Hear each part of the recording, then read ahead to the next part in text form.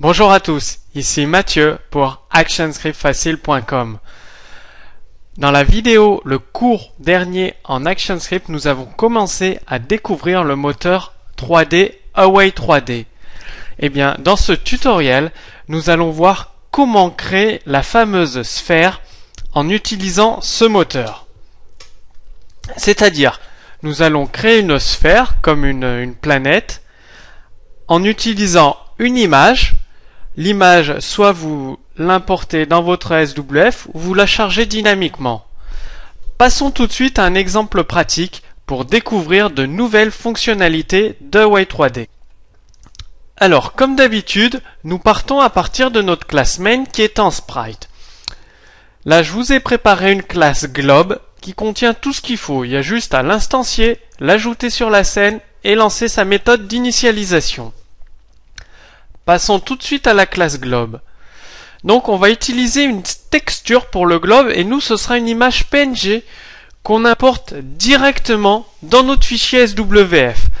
Bien évidemment, si vous préférez, vous avez la possibilité de charger dynamiquement cette image PNG. Donc soit les stocker avec d'autres images dans un fichier SWF, soit vous la chargez dynamiquement directement. Je vais vous montrer à quoi. Donc c'est cette image PNG de 700 pixels par 300 pixels à peu près. Et c'est celle-là qui va constituer notre sphère. Ce sera la texture de notre sphère. Donc c'est le reste de nos variables. On commence comme tout à l'heure, comme le dernier cours. On initialise notre moteur, les textures, les objets, les lumières et les écouteurs. Création de notre scène en 3D, donc on instancie la classe scène 3D.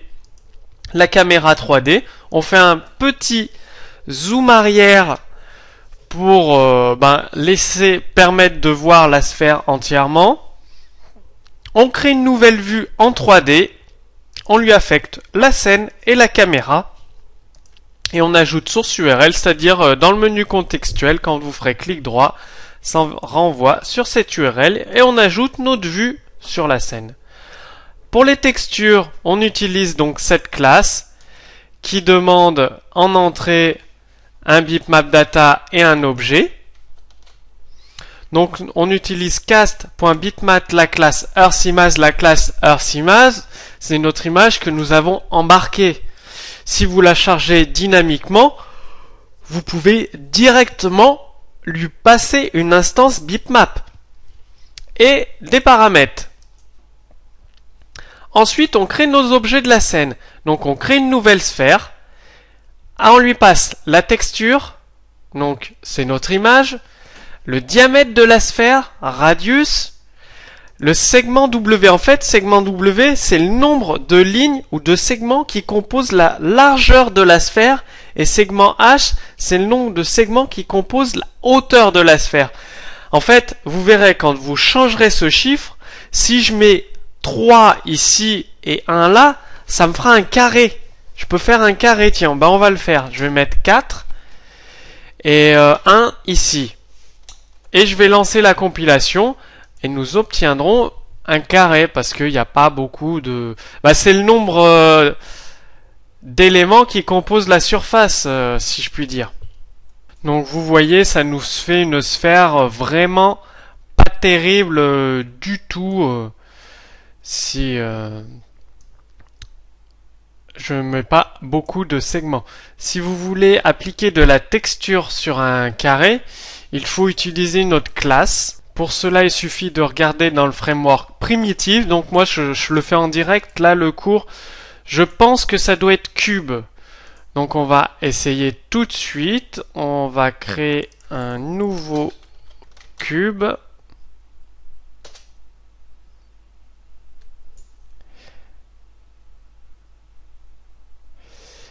Hop, là, faut le changer en cube. Voilà. Évidemment, il n'a pas radius. Qu'est-ce qu'il a, lui, comme paramètre, le cube?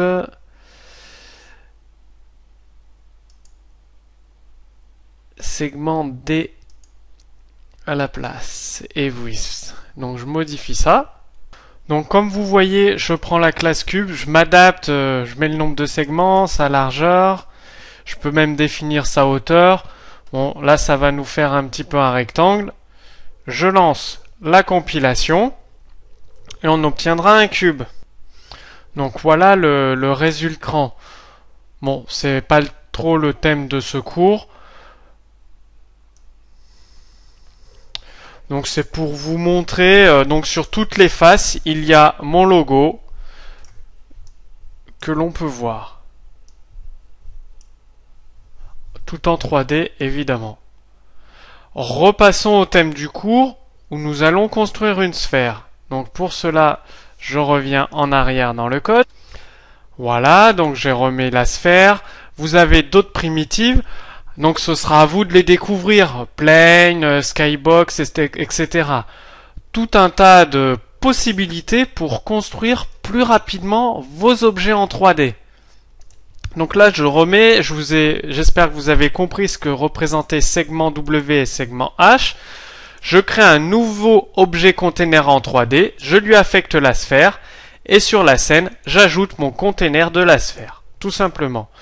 Je crée mes lumières pour permettre de voir la sphère, donc des lumières en 3D, avec un vecteur en 3D et l'ambiance. J'ajoute les lumières sur la scène. Ensuite, mes écouteurs, c'est-à-dire que sur chaque frame par seconde, je ferai des événements. Au moment où la souris est appuyée, donc clic sur le bouton gauche de la souris, relâchement du bouton gauche de la souris, je ferai des éléments. Et sur l'événement resize, des événements. Donc sur un enter frame, par défaut, je fais tourner la sphère automatiquement de plus 1 pixel à chaque fois. Et si move, c'est-à-dire que si l'utilisateur bouge la souris, je mets à jour et je fais tourner la sphère sur l'axe des X et des Y. Et bien évidemment, view.render, ça met à jour le rendu de ma vue sur chaque image par seconde. Donc quand on appuie sur le bouton de la souris, on récupère les coordonnées de la souris et on met à jour la rotation de la sphère, tout simplement. Donc je vais lancer la compilation de ma sphère et le petit debug et vous allez voir un petit peu le résultat. Après, libre à vous, ça c'est juste un exemple du cube, de la sphère, d'autres primitives, de ce qu'on peut faire. Après, libre à vous de créer vos bannières, des bannières animées en 3D ou de l'intégrer dans des jeux en 3D, tout en sachant que pour l'instant, en attendant la version 11 du Player Flash, les performances sont très importants, donc il faut vraiment optimiser son code pour gérer et fournir des performances correctes à vos internautes. Donc voici la sphère qui est en train de se construire. Donc voilà, nous avons notre image qui est parfaitement appliquée sur notre sphère en bougeant la souris, c'est-à-dire en appuyant sur le bouton de la souris et en bougeant, nous voyons toute notre sphère complète et elle tourne toute seule. Donc ça prend 10 mégas de ressources mémoire. Moi ça tourne pas à FPS parce que mon PC est très lent. Voici donc, c'est un exemple très basique. Ça vous permet de découvrir comment utiliser une image, une texture et l'appliquer sur une primitive, que ce soit un cube, une sphère ou autre chose. Et ensuite, libre à vous de l'appliquer. Comme vous pouvez le voir, le code est très simple, donc ça vous connaissez. En enter frame, la lumière, notre objet avec la texture, très important, et les paramètres changent en fonction de la primitive utilisée. Toujours on l'ajoute sur la scène en passant par un container.